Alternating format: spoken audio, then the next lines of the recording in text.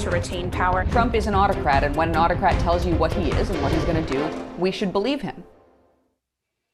Welcome back to The Count, a co-production of Now This and The Appeal. I'm Emily Galvan-Almanza, and this is my co-host, Alana Sivan. Well, folks, it is Wednesday, October 28th. There are 6 days left until the end of voting. There is no more time to put a ballot in the mail. So if you've been holding on to yours until now, now's the time to drop it off in person, vote in person, and give up entirely on the USPS. So November 3rd, as you know, is the deadline for voting in the 2020 presidential contest. And early signs suggest that we should see historically high turnout. 75 million ballots have already been cast. That's more than 1.5 times the 2016 early vote turnout, and actually more than half of the entire 2016 total. Now, if turnout continues at this rate, we could pass 150 million votes in this election, which would exceed the 131 million votes that turned out for President Obama, who held that recent turnout record. If we hit that figure, that would be 65% of eligible voters, which would be the highest turnout in over 100 years. But as promising as those turnout numbers are, those votes only matter if they are counted.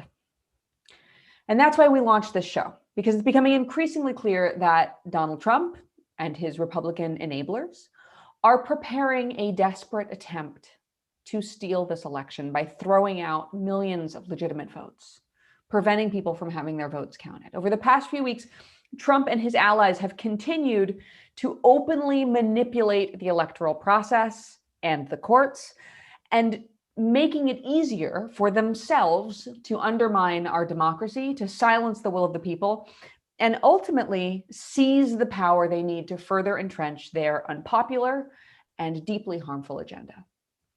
Right. So while it's super exciting to see these high turnout numbers, we also have to start focusing on doing everything we possibly can to make sure that every valid vote is counted. And it's important to note that while November 3rd is technically Election Day, it's really the last day of elections, and there is absolutely no requirement that the final vote count has to happen by Election Day. This isn't Cinderella. When the clock strikes midnight, it doesn't mean that all the votes are going to disappear. In fact, there is actually a very special date enshrined in the Constitution called the Safe Harbor date. This year, that date is December 8th. And by that date, all of the votes need to be counted. All the disputes about the votes need to be finalized. And look, we want as many votes as possible to be verified and counted as quickly as possible. That's sort of like our human need to get results on Election Day. And that'd be great if that was possible long before December 8th, but it simply is unlikely that it will be. It's going to be very difficult to count that many votes in such a short period of time, especially in those states, looking at you, Pennsylvania, that cannot start counting votes until the morning of Election Day. And we're in the middle of a pandemic, and a record number of Americans have chosen to vote by mail this year rather than wait in those long lines and crowded polling centers to cast their vote. In fact, of those 75 million early votes, about 2/3 are mail-in ballots.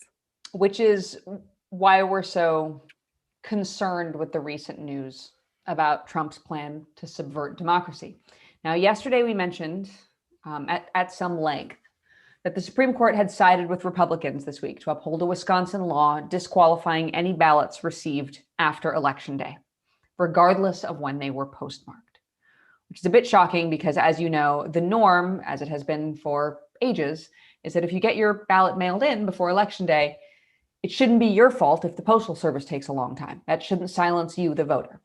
The most troubling part of this ruling was that Justice Brett Kavanaugh, whom we yesterday did begin calling FBK for Frat Boy Kavanaugh, everybody needs a 3-letter moniker, penned an opinion. And what was really disturbing about this opinion was that it was an opinion parroting the Trumpian lies about mail-in ballots casting doubt on election results, which, as we know, is a bit ridiculous. You know, you count the votes until you find out who won. You don't decide who won and then panic if the votes don't agree with you. This was just the latest signal of an increasingly partisan and politicized Supreme Court that would potentially rubber stamp Republican efforts that would have been jaw-dropping even 5 years ago, which now may be approved by this court. Republican efforts to throw out valid votes and deliver an illegitimate second term to Donald Trump. Now, in fact, Trump reaffirmed that plan in a press conference in Nevada, saying, and I'm going to quote here, "Hopefully the few states remaining that want to take a lot of time after November 3rd to count ballots, that won't be allowed by the various courts." He doesn't want to take the time to count the ballots. Now, here with us today to help us get to the bottom of this, if there is a bottom, this may be bottomless, I don't know, but we are welcoming Leah Littman, very excited to have her back, a professor of constitutional law at the University of Michigan, I can't talk today, School of Law. Leah is also one of the co-hosts and creators of the Strict Scrutiny podcast, which is a podcast about the US Supreme Court, a prolific writer whose work has appeared in outlets like the New York Times, Washington Post, and Slate. Leah, thank you so much for joining us once again. Thanks for having me back. Leah, we're really excited to talk to you about this Wisconsin case, and specifically about Kavanaugh's opinion in that case. We know that it was disastrous in so many ways, particularly in the way that it reiterated all of the rhetoric that Donald Trump has been saying about not being able to trust ballots that are counted after Election Day. But from a technical standpoint, legal experts have identified over half a dozen clearly identifiable mistakes in the ruling. So can you take us through the facts of the case and how Kavanaugh interpreted them in his opinion and the errors of some of his facts? Absolutely. So the particular decision in which he released an opinion concerned Wisconsin rules regarding the election. And specifically, a federal court in Wisconsin had said that the state must accept ballots, mail-in ballots that were received after Election Day, in part because of the reasons you gave. Even if a voter casts their vote well before Election Day, there's no guarantee, particularly given the additional burdens on the U.S. Postal Service right now, that the ballot would be received by Election Day. So the Republican Party went to the U.S. Court of Appeals for the Seventh Circuit. They obtained a stay of that decision, which effectively put back in place the state rule requiring all ballots to be received by Election Day. And then the Wisconsin voters went to the U.S. Supreme Court.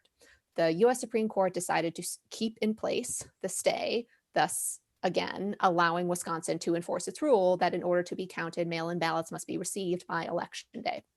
Now, what was interesting about this opinion is that several justices decided to write. When the Supreme Court issues a stay, the justices don't always write. And in the justices' writings, they explain their vote not only in this case, but also in an earlier decision by the Supreme Court concerning Pennsylvania. The Pennsylvania case concerned a stay from a decision of the state Supreme Court in Pennsylvania. In that decision, the Pennsylvania Supreme Court had determined that as a matter of state law, ballots that were received 2 days after Election Day could be counted. Justice Kavanaugh's writing said it was not proper for federal courts or state courts to extend the deadline for receiving mail-in ballots beyond what is specifically provided for in state law. What was in some ways most remarkable about Justice Kavanaugh's concurrence was the portion that explained why he held and would have held that state courts, in addition to federal courts, cannot extend deadlines to receive mail-in ballots.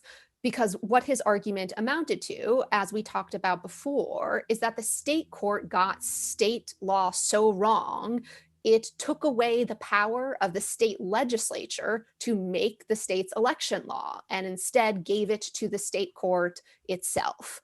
That is a remarkable proposition because it runs counter to a fundamental premise of our system of government, which is that state courts get the final say over matters of state law.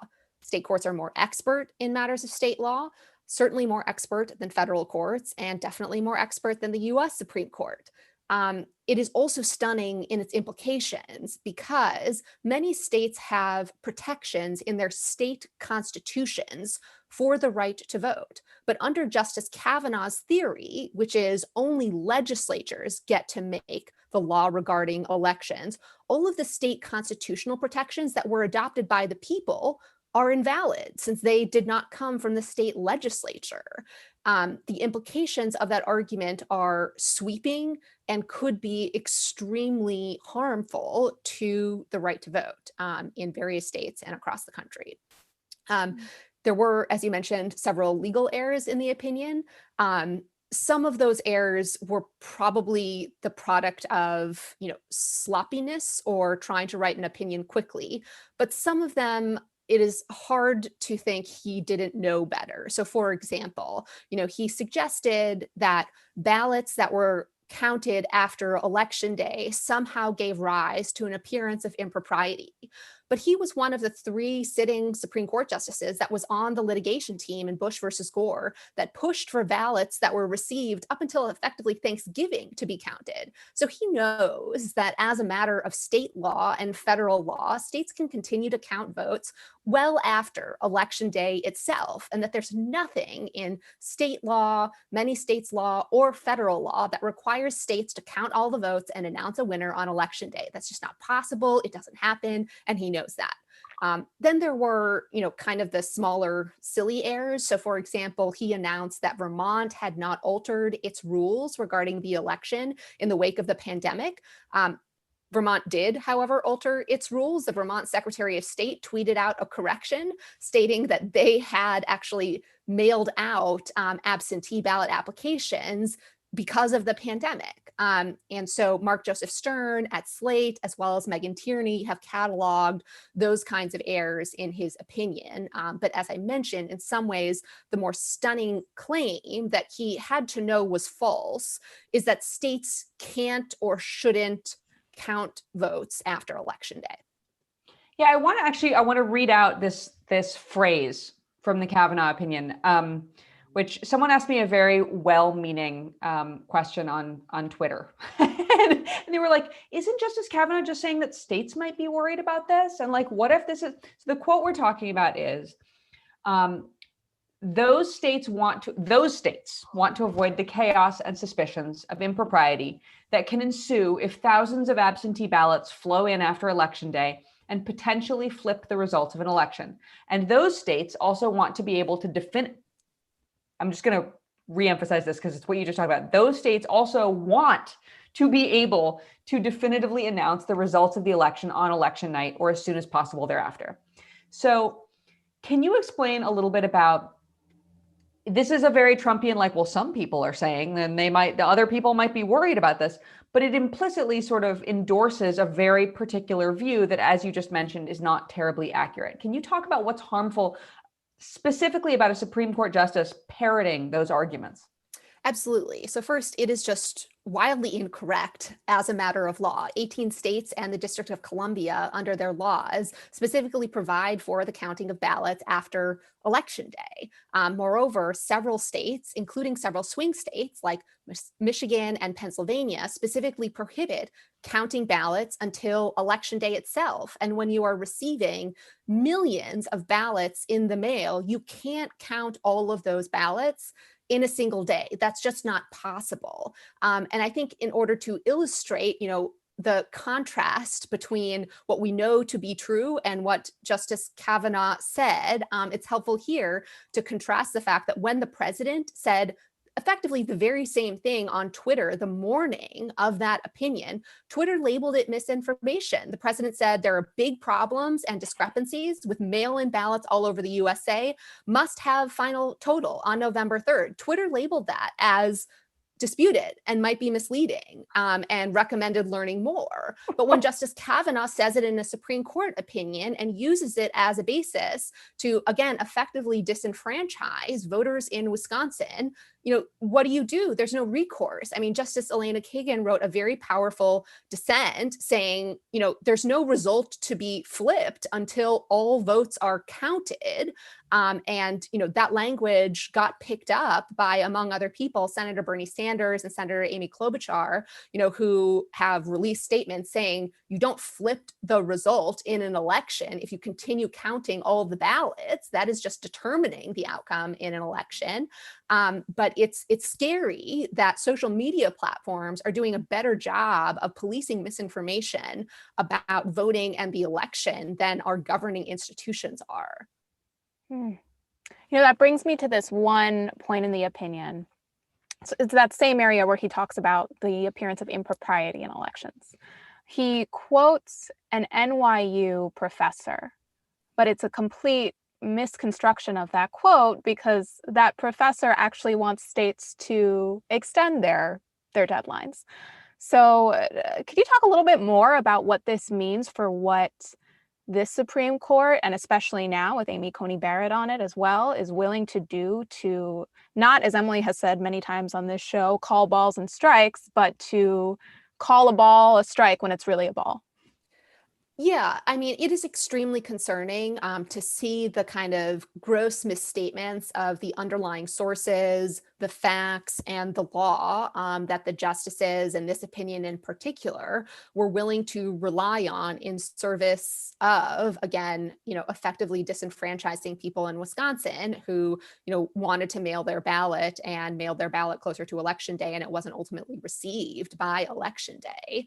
And it's not just people who are concerned about voting rights who are noticing this. In fact, the Pennsylvania Republican Party thinks, they might be able to win the case they lost, just last week, but before Justice Barrett was on the court. The Pennsylvania Republicans have already filed a petition for certiorari in the US Supreme Court and additional stay application asking the court to effectively redecide the issue it decided last week, namely whether to stay the Pennsylvania Supreme Court opinion that allowed the state to count mail-in ballots that were received after Election Day. And again, the only basis for doing so is there's now potentially a fifth vote for that proposition. Again, the four more conservative justices would have granted that stay application last week.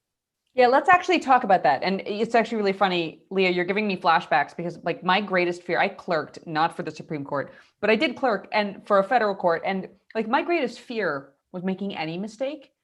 And I literally lived in fear of saying something wrong that people would find out about as they tried to cite to it.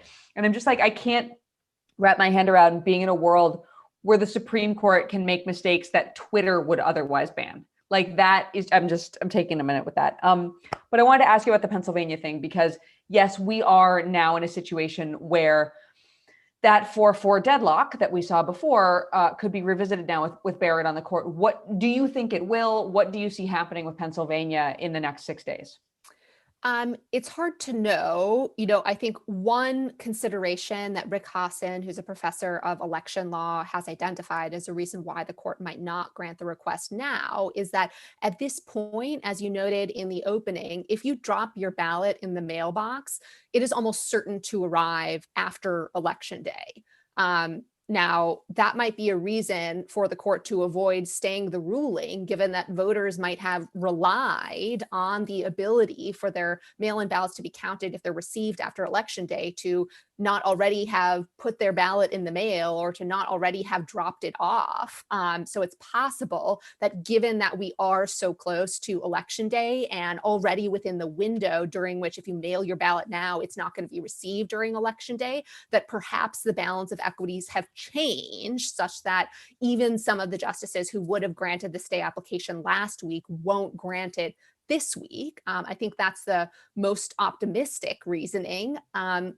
But we don't know if there is going to be a justice who will change their vote, or if that is going to be how now Justice Barrett will see things. And I think it's still a real concern that the court will stay that decision, in which case, anyone in Pennsylvania who has a mail-in ballot will need to return it to a drop box or the clerk's office where that's permitted, or it's not going to be counted. The Pennsylvania Democrats have already submitted exhibits to their filing showing that, mail delays, particularly in Philadelphia, are so much longer than they are during ordinary times. And so there's just no way that ballots are going to be received by Election Day if you put them in the mail. 42%. I was looking at those stats today.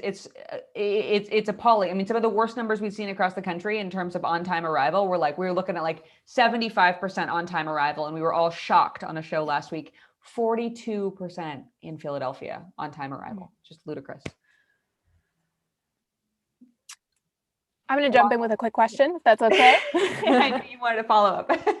Yeah. So I'm curious. Specifically, you alluded to this a little bit earlier, how there are justices who are on the Supreme Court who actually worked on Bush versus Gore as part of George W. Bush's legal team.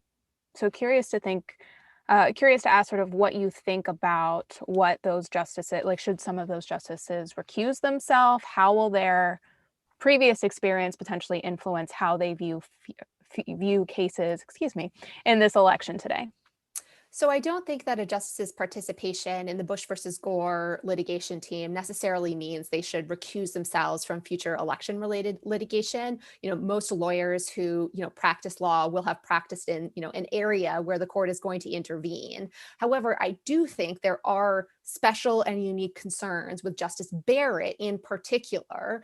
And in particular, the judicial canon of ethics, which even though it doesn't, explicitly apply to the Supreme Court uses that to determine when justices should recuse. And that canon suggests that when there is an appearance of impropriety, even if there's not actual impropriety, that means a justice should recuse. Given the president's numerous statements that he expects his justices to give him the election and he wants to appoint a justice in order for the court to hand him the election, there is at a minimum an appearance of impropriety if Justice Barrett were to cast a deciding vote on election-related cases. And again, that's not because she made any kind of deal with the president or anyone else. It is instead because of the president's own statements, which gave her appearance on the court in these election-related cases an appearance of impropriety.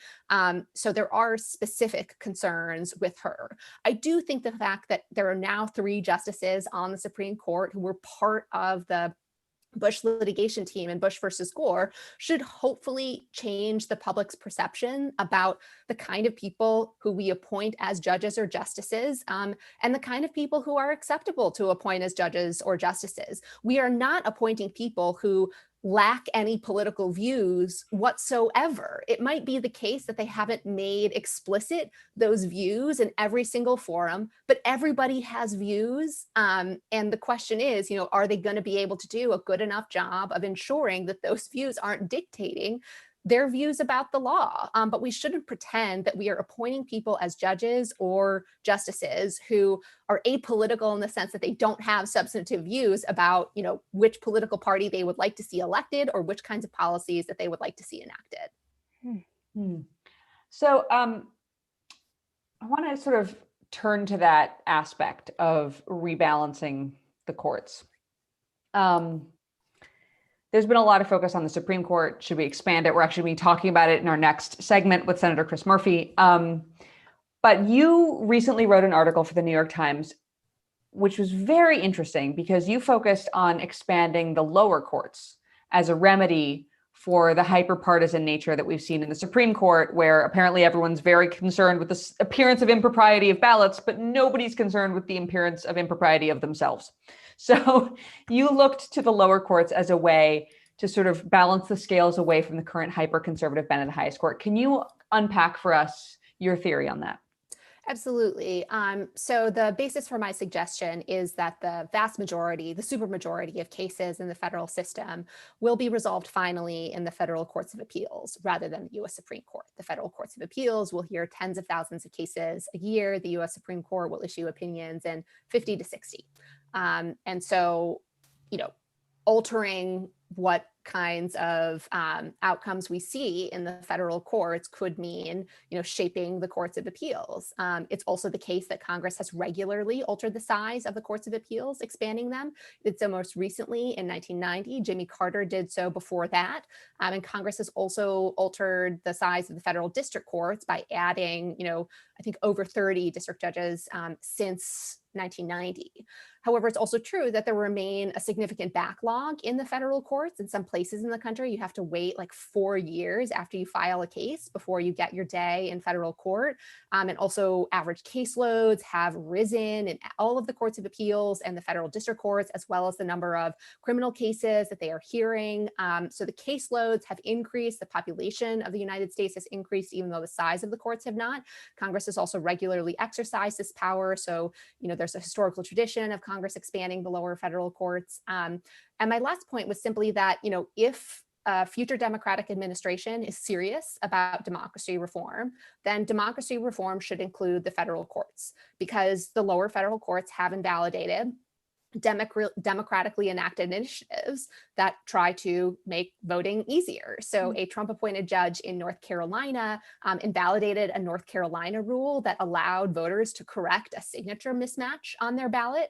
The US Supreme Court, of course, infamously invalidated the Voting Rights Act, and the courts of appeals have upheld various state-level restrictions on voting. So a panel of 3 Republican judges, I believe 3 Trump-appointed judges, upheld the governor of Texas's reduction of the number of drop boxes in every county in Texas to 1. And so if you want democracy reform, then I think it's important to democratize the courts, and that should include expanding them as well as potentially altering the kinds of cases they hear and under what circumstances. I have one last question, and it'll be really quick. Donald Trump has repeatedly said, or he said, and quite famously, that he is relying on the Supreme Court to, quote, look at the ballots. I mean, he's not going to bring like a box of ballots to the Supreme Court, right? But what does he mean by that? Who knows? He might try, and maybe they'll take it because it's with this Supreme Court. It's hard to say. It's possible he means he wants the Supreme Court to look at the propriety of counting ballots that are received after Election Day. It's possible he is talking about, asking the Supreme Court to enforce, signature match requirements that can sometimes, result in throwing out ballots. It's possible he's talking about, enforcing other rules, like you must send in a copy of your government ID or a witness signature if you're, doing a mail-in ballot. I don't know exactly what he had in mind, but I think he was intimating some kind of court case in which ballots are not counted. Well, Professor Littman, I love having you here. We love having you here. We hope that we don't need to talk about this anymore after next week. So thank you so much for joining us. I wish you the best of luck keeping up with all the questions many people are going to have for you over the next 6 days or more, and look forward to seeing you soon. Thanks for having me. Take care. Thank you. Alana, the Supreme Court has Fox News brain. I mean, I keep going back to, obviously the theme of the last 4 years has been the loss of credibility of our institutions, of our norms, of the things that we relied on as a people, realizing that those things are made of like candy corn and dog poo, not, great ideals. It has been a really hard descent for the last 4 years, but realizing that we now have a Supreme Court that's putting out opinions that are like nakedly partisan and full of misinformation, not just like different interpretations of information, but like actual demonstrably false statements that are really easy to check with a simple Google search. That to me is incredibly hard to swallow. And to me, it's like the best demonstration of how effective these efforts to dismantle our nation have been. Right. And listen, and the process for choosing Supreme Court judges has never been perfect, right? The fact that Justice Ruth Bader Ginsburg was the only person on the bench who had a wealth of experience working as a public interest lawyer, standing up for marginalized groups, was a problem as it was. But now we have this new environment where we have 3 justices who are on there now who are not chosen because of thorough ABA recommendations, American Bar Association recommendations, but because of their adherence to conservative principles and because of the faith that Trump and the GOP have had in them to carry out their agenda. And that's something that's going to have a long-lasting impact on our country. And coming to this great theme of our show, if Democrats are lucky enough to win a trifecta, they need to be doing the right thing to correct this imbalance and make sure that these sorts of long-term impacts of slanting to the bench to one side so radically can be evened out and make it so that all of the things that will have been undone can be, or that will have been done can be undone. Absolutely. And I think it also like brings to the fore the importance of local elections, right? Because one thing I want to note about what garnered all this attention is that the Pennsylvania ruling and now the Wisconsin rulings, these are really far-reaching meddling by the Supreme Court in state affairs. And like previous, prior to this, the conservative position was very pro states' rights, right? Very much in favor of states determining their own fate, making their own rules, the federal government really staying out of how states run themselves. And now we're seeing a world in which a wildly corrupted federal court is meddling in the intimate details of state affairs. But that is also attracting a lot of attention. And I think that remembering how much of our self-governance is local and is about state elections, county prosecutors, boards of elections, secretaries of state, like local judges. Yes. I mean, these are the positions that could be make or break. And I think it is creating right now a renaissance of people. Not even a renaissance, it's a naissance because nobody cared before. So it's, for the first time, people are really investing in their local races in a way that is essential. I mean, look at the LA County, DA race. That will impact millions and millions and millions of people.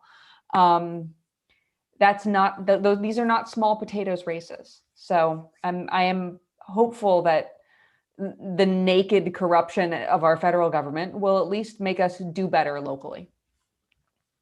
One can hope. But speaking of the federal government, someone who's not nakedly corrupt is Senator Chris Murphy. He is not one of the bad guys, but he is a very busy man. So we actually had to record this segment a little bit earlier today. We've never done this before. We've never shown you guys I guess our voting videos were pre-recorded, but we had a great conversation with Senator Chris Murphy this afternoon. He is a member of the Foreign Relations Committee. And he's also the author of The Violence Inside Us, A Brief History of an Ongoing American Tragedy. So we had a great conversation with him about the election, what's happening next. And we're going to play that conversation for you and then come back and give you a quick preview of what we're going to do tomorrow. Senator, thank you so much for joining us. I want to dive right in. On a recent conference call, you said with two reporters that you expect Trump to play dirty on Election Day and in the days after as well.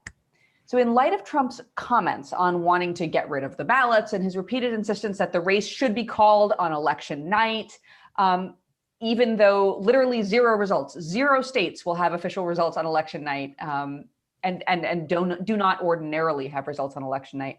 What sort of dirty behavior are you preparing for in your capacity as senator, and what should we be preparing for as ordinary citizens? Well, thanks for having me on. I think the first tactic that we're worried about is voter intimidation, voter harassment. The president and his allies are asking their supporters to come together to form an army, which is a strangely militaristic term for volunteers on election day. And I think we have very serious concerns that there are going to be Trump supporters out there at polls intimidating voters, harassing voters, trying to stop voters from being able to cast their ballot. So that's the first thing we're worried about. Obviously, there are laws against voter harassment, and anybody who engages in that behavior will be arrested. They will be locked up. They will likely be subject not just to state charges, but federal charges. But then that night, as the president has indicated, he wants to shut the count down early. And we'll be ready for legal actions that the president may take as soon as the evening of election night to try to stop all of the ballots from being counted. I don't think he'll be successful in that endeavor because the law is clear. We count ballots, we count votes in this country, but I think that one of the dirty tricks he's going to employ is going to be an attempt either through political strong-arming or through lawsuits to try to stop the ballots from being counted.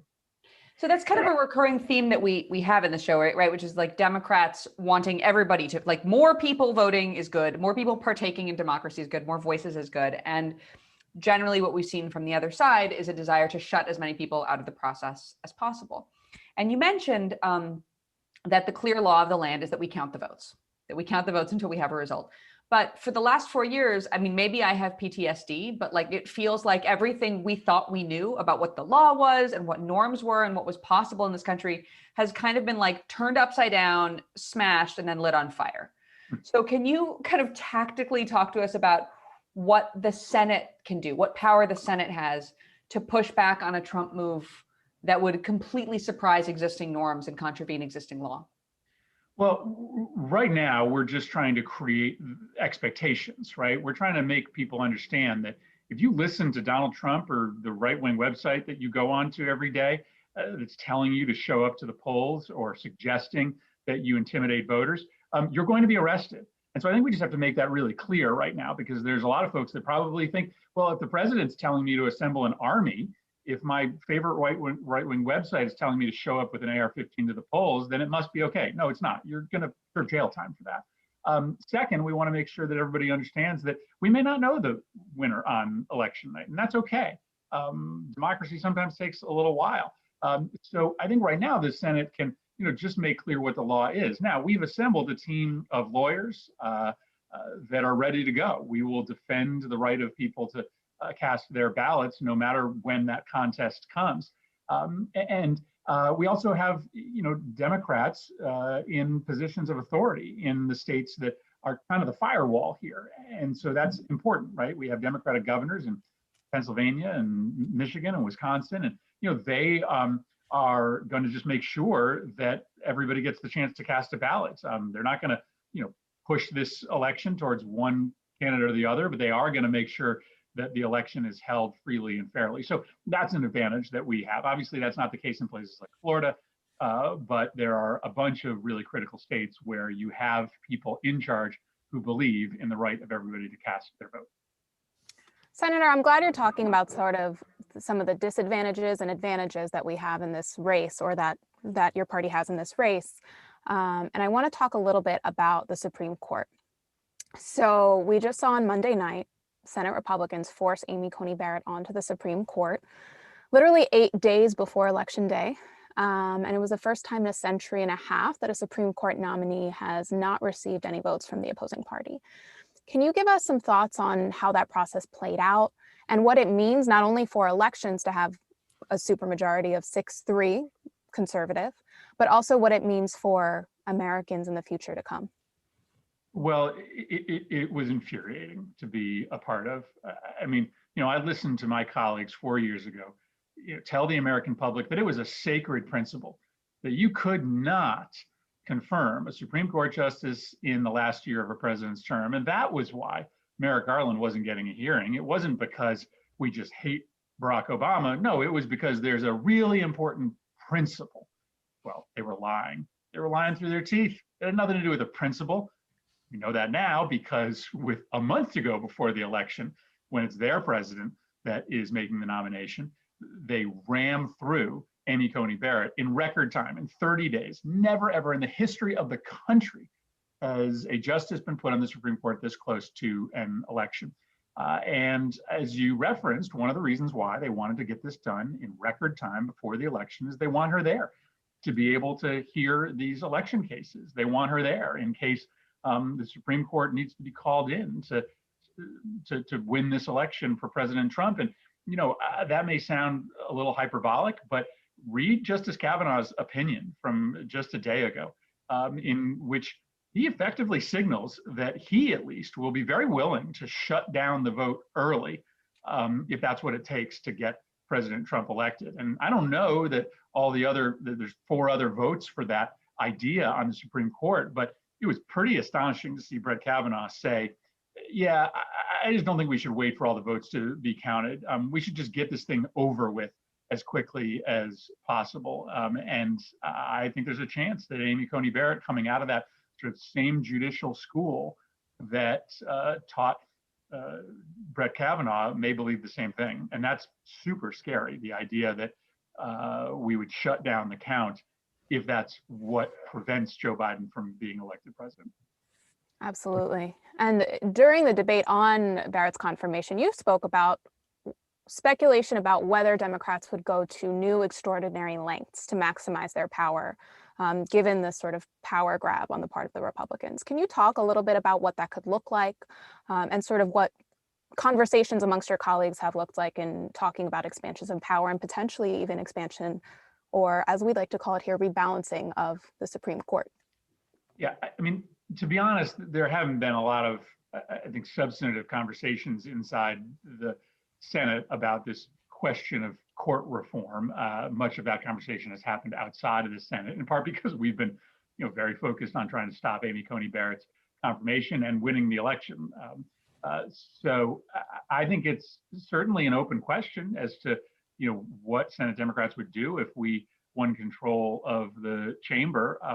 I just think that there are now new rules in the Senate. Republicans have made it very clear that if they're in charge, they are going to throw truth-telling and keeping their word and precedent out the window, and that they are going to do whatever it takes in order to get their policy agenda enacted into law. And so what do you expect from Democrats? If we win control, then we have to have the right to govern.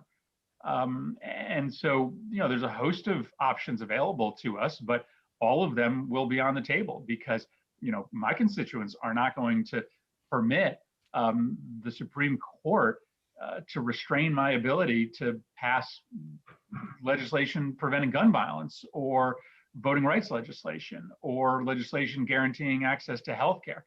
So I just think everything will be on the table. Lots of different reform conversations will happen to support democracy if Senate Democrats win in a few days. So I want to drill down on that because there was this thing that happened that drove me a little bit round the bend, which was at the beginning of the Amy Coney Barrett discussion. We heard that Nancy Pelosi was going to use every arrow in her quiver to prevent this from going forward. We heard talk of, using another impeachment. It's kind of amazing to be in a world where there's such ample ground for impeachment that one could really do an impeachment anytime, like just grab whatever's happening right then and use that as a basis. But there were when you talk about the different sets of rules that the two sides are playing by, Democrats for a minute were talking about using the kind of surprising, extraordinary tactics that Republicans have become very comfortable with in order to prevent that which just happened this week. And we didn't see any of that. And we didn't hear a follow-up on why none of that happened. So I'm wondering if you could kind of go into, it's great to talk about, engaging in guerrilla warfare when faced with guerrilla warfare, but I'd love to know, if there, among your colleagues and among your colleagues in the House as well, is there really the willpower to do stuff like that? Well, we didn't engage in some of the extraordinary tactics that were talked about on social media because they wouldn't have worked. I read some of this stuff about, if you impeach the president, the Senate will have to take up impeachment, and thus they won't be able to confirm Amy Coney Barrett. That's actually not how it works. There's nothing that stops Mitch McConnell from, with 50 votes, taking an impeachment resolution and postponing it indefinitely. So there were a lot of people that had a lot of interesting theories online, but they actually weren't practical. The reality is Mitch McConnell controls the Senate. With 50 votes, he can change any rule he wants in the Senate. And he made it 100% clear that he was going to ram through this nomination. And by the way, Democrats did engage in some pretty extraordinary tactics. Democrats boycotted the Judiciary Committee meeting to prevent a quorum from being called to report her out of committee. Guess what Republicans did? They just changed the rules. Used to be a rule that you had to have at least 2 Democrats present for any business to be conducted. There were no Democrats in that room. And within 2 seconds, Lindsey Graham changed the rules and sent the nomination to the Senate floor. And so that's what Mitch McConnell was going to do all along. Now, your question is, are Democrats going to have the stomach to do things moving forward? I hope so. I mean, listen, I've been a big proponent of changing the filibuster for a long time. I've been pretty consistent in that view. I just don't understand why we let a minority of senators control the agenda when 90% of Americans want to do things like universal background checks, for instance. So, my hope is that there will be momentum behind changing the rules of the Senate to allow for things that are very popular in the American public to become law, but we will see. I have kind of a weird, wonky question, if that's okay. You talked about how they just sort of changed committee rules and said you no longer need a quorum. Do rules like that actually have any teeth? And is there a way to actually give them teeth? Well, we are a majoritarian body, and for a good reason. I mean, for a good reason. And so we have rules that have granted powers to the minority over the years. But it is up to the majority as to whether the minority gets those rights. And so the majority can always take those rights away from the minority. And that has happened, right? It used to be that you needed 60 votes to confirm a Supreme Court judge. But right before the Gorsuch nomination, Mitch McConnell brought a motion before the Senate floor and removed that right of the minority and made Supreme Court votes majority votes. So at any time, 50 senators can choose to change the rules. That's why 50 senators in 2021 could choose to change the rules for legislative filibusters. But no, there is no way, nor should there be a way, frankly, to make permanent the rights of a minority of senators to dictate what happens on the Senate floor. That should always be the decision of 50 or 51 senators. I have faith in the fluidity of the game, it sounds like. I want to move to this question that you raised, or that we talked about at the beginning, which is this idea that Democrats want everybody to get a voice and they want everybody to have a say and partake in democracy. And conservatives have more and more tried to exclude people. Because over recent years, as you all know, conservatives have done kind of a great job of undermining the right to vote and making it harder to vote and using gerrymandering and other tactics in order to constrain people's rights. Now, what we're seeing in this election, the massive turnout that we're seeing, this huge, very powerful movement to take advantage of that right to vote, seems to be a pushback against that anti-democratic agenda. But considering the makeup of the current Supreme Court, which you touched on, and the immense damage that's already been done at state and local levels to voting rights over the past decade, what sort of action do you think we could see, from Senate Democrats, especially like let's live in a beautiful world and think about what might happen if you had control of the Senate? What could be done to improve our democracy and make it easier for everyone to have their voices heard? Well, we need to pass a new Voting Rights Act. And that, to my mind, should be one of the first things that a Democratic Congress takes up. The Supreme Court, in an extraordinary decision called Shelby County several years ago, invalidated some really important provisions in the Voting Rights Act, including the provision that requires the Department of Justice to weigh in before certain states with histories of voting intimidation and voter discrimination restrict access to the voting booth. That sort of pre-clearance provision was wiped off the statutes. And it's not a coincidence that as soon as that happened, you started seeing states in the South start to pass laws that made it harder to vote. We have 20% less polling places today in 2020 than we had just 4 years ago. So we've got to rebuild the Voting Rights Act. And I think there's a way to do that that would be hard for the Supreme Court to strike down.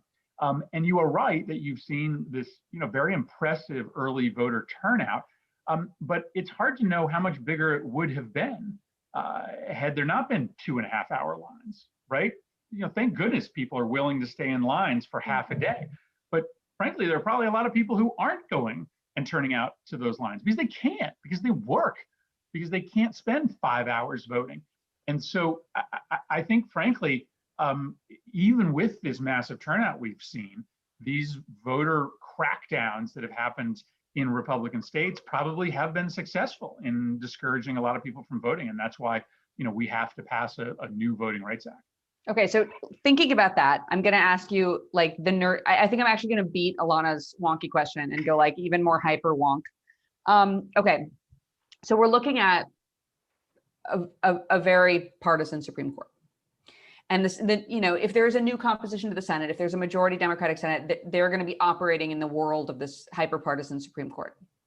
And we spoke on our last episode with Leah Littman about some options that the legislature has, that Congress has at their disposal, in order to sort of subvert the ability of a hyperpartisan Supreme Court to just destroy any new laws that they make, right? Because the concern is pass a new Voting Rights Act, have it invalidated by a hyperpartisan Supreme Court.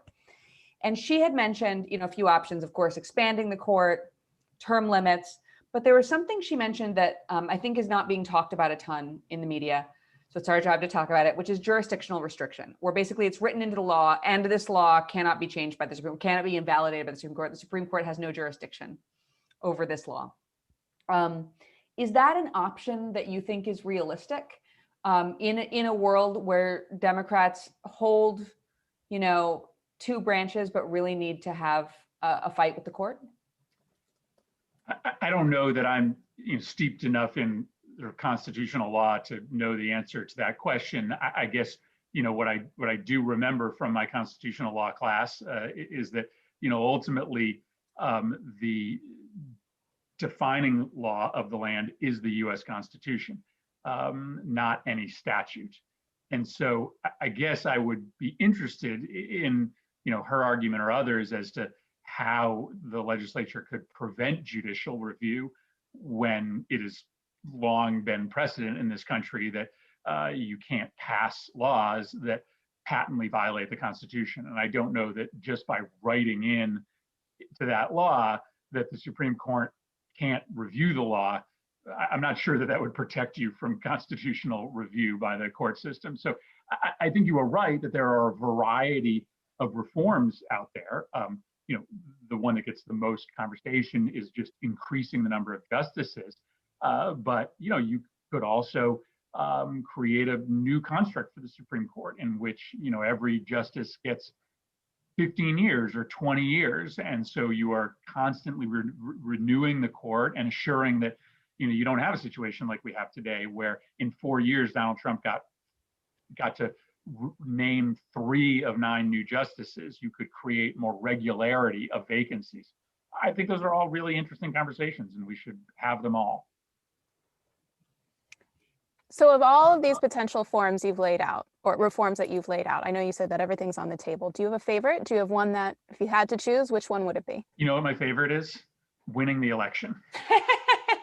Like, this is a super interesting conversation. I'm glad to have it with you both. I'm glad that you are deep in the weeds, but none of this is available to us if we don't win. And so I'm heading to Pennsylvania tomorrow to campaign on behalf of Joe Biden and congressional candidates. I'm going to be raising money tonight for candidates running for the United States Senate. I'm super interested in all these conversations, but right now I'm interested in winning, because this is all academic if we don't have Joe Biden in the White House and we don't have a Democratic majority in the Senate. That's my focus. Got it. I will follow you there, Senator Murphy. I will follow you there. We're hearing a lot about the mail and about, obviously, restrictions on ballots that might be late arriving. How are you and your team and the folks you're working with on the Biden team getting the word out to voters that it is too late to mail in their ballots? Yeah, I just did a press conference yesterday on this very topic in Connecticut. Obviously, Connecticut may not be a state that you have to stay up late for, but we are going to be broadcasting this message to anyone that will listen. You are very right. It is too late right now to put your ballot in the mail. You either have to drop it off directly at whatever location has been designated by your state or by your municipality for absentee ballots, or you got to go vote in person. If you can't vote in person safely, don't do it, but don't stick your ballot in the mail today. So we did a press conference in Connecticut on that. We'll be continuing. I'll be talking about that in Pennsylvania tomorrow. So we're going to raise this flag wherever we can. But you're very right. Too late today to just throw it in to your mailbox and have your postman pick it up. Bring it down in person or show up on election day and vote. And by the way, because of all these people voting ahead of time, the lines on election day are not going to be as bad as they usually are. So if you have the ability to vote on election day, if you feel that that's a safe option for you, go and do it. That's how I'm going to vote. I'm voting on election day. And so it is all this talk about mail-in voting. That does not mean that we canceled the polls on election day. You can still vote on election day. I'd encourage anybody who can do that to do that. So one more question. We're sitting here 6 days away from the election. What is your message for Donald Trump and his Republican enablers if they decide to go through with their very apparent plans to undermine our democracy and silence the will of the people in this election? Well, they won't get away with it. They won't get away with it. We will fight them in the courts. We will fight them on the streets. We will do everything necessary to make sure that the voters decide this election. Now, we talked about the fact that we're going to count all the votes. We will. It may be pretty apparent on election night that Joe Biden has won. That's why we're going to go out and work until the closing bell, because we want there to be a margin for Joe Biden in these places, a margin that makes it hard, if not impossible, for the president's dirty tricks to work. And though we're going to count all the votes, that doesn't mean that the election won't be pretty clear. It doesn't mean that Joe Biden might not be able to declare victory on election night. I won my Senate race at about 8:30 on election night. Not every single vote had been counted by then, but it was pretty clear where it was heading. So counting all the votes doesn't mean that Joe Biden might not be able to declare victory. But we're going to try to go out and win this by a big enough margin that it makes the dirty tricks very hard for President Trump. And if he engages in them and tries to steal votes, tries to postpone votes, tries to stop votes from being counted, we have an army of lawyers, the best in the business, who will fight it. And we will be out there protesting on the streets in order to make sure that democracy prevails in 6 days. Senator Murphy, I heard a little bit of Winston Churchill coming out of you there. We will fight them on the beaches. We will fight them in the streets. I'm ready. Listen, I'm ready. I think this is a fulcrum moment, right, for democracy. You know, remember, democracies don't hang around normally as long as ours have. And there's this tipping point at which the plutocrats and the anti-democrats get so much power that you can't get it back from them. This is one of those tipping points. The reason we got to get Donald Trump out of office is not just because he's caused 220,000 Americans to die and another 200,000 will die if he gets reelected, but also because our democracy is on the ballot. And if we don't win this time, 4 years from now might be too late. Those voting laws might have changed so much over the next 4 years that you actually can't hold a free election. So this is the moment for everybody that cares about the future of democracy to show up. And I am fired up about that. Man, I'm going to close on that completely chilling note you just hit. And thank you so very much for joining us. And we wish you the best of luck for the next 6 days and beyond, however much time it takes. Thank you. Thank you for joining us. Thank you. Democracy is on the ballot. That, to me, we only hit that note at the very end. And the idea that democracies don't hang around usually, as long as ours has, which makes me think a lot about people I know in my life who don't vote. Because remember, like we're like all excited right now about 65% turnout, which means that like there's like about 40% of us who just don't vote. And I wonder sometimes if there's anything we can say to convince people that this election is not really as much about these two human beings as it is about whether we want to keep doing this representative democracy thing, running our country this way, continue having a say, or whether we are acquiescing to a strongman, a weak, a little tiny strongman. I'm remembering the polls showing that those voters who still remain in the Trump camp have strong attractions to authoritarianism. They want a leader who will subvert democracy, and a leader who will silence people, and a leader who will control the fate of this country in a way that is corrupt and anti-democratic. And that, to me, like, I'm just hoping that what Senator Murphy ended on right there is getting out and through to people who might not otherwise vote, and causing them to show up on election day. Well, if I wasn't terrified before, that was sufficient to terrify me even further, as I'm sure it was for many of our viewers who are watching. And I think it's important to note that there are a lot of folks right now, I think, who are watching, and I've spoken with people like this as well, who justifiably say, I want more of a change, and who are frustrated because they don't think that because they haven't seen sort of the types of changes that they want with either party. And hearing that from Senator Murphy sort of brings it back to, yes, that might be true. But at the same time, if we do not vote in this election, if folks don't turn out in great numbers, then not only will you not get the change that we need, you also will have a change in the direction of an autocracy where you cannot even push your leaders to be able to make the sorts of changes that need to happen for us all to be able to live dignified lives. So, nothing says you can't show up to a Biden inauguration with a demand of all the things that need to happen for our country to move forward. But yeah, totally fine to look at this as picking the enemy you want, right? Like there's no need to be aligned with the Biden. I'm not aligned with Joe Biden on everything. I mean, like, I've heard plenty of really great activists say that elections are only about choosing your adversary. Exactly. And you can choose an adversary who will do everything they can to silence your voice, or you can choose an adversary who decides, I might not always agree with you, but I'll listen, and maybe I'll make some changes. Or you can choose simply to show up because you just don't want to see Donald Trump on television anymore. Also a choice. But whatever you do, don't drop that ballot in the mail. At this point, please, please, please show up in person. Take it in person.